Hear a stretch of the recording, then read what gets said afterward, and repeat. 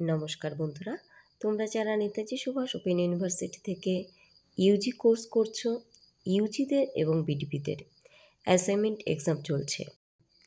এই ভিডিওতে আমি সিসিএইচআই অর্থাৎ তোমরা যারা ইউজি স্টুডেন্ট তাদের অনার্স পেপার হিস্ট্রির 11 যে পেপারটি রয়েছে তার অ্যাসাইনমেন্ট উত্তরগুলি দিয়ে দিলাম, দেখে নাও। শুধুমাত্র একটি প্রশ্নের ক্ষেত্রেই বলবো আমি, কমিউনিস্ট ম্যানিফেস্টো কার রচনা? এখানে দেখো দুজন যৌথভাবে রচনা করেন, কার্ল মার্কস, ফ্রেডারিক এঙ্গেলস।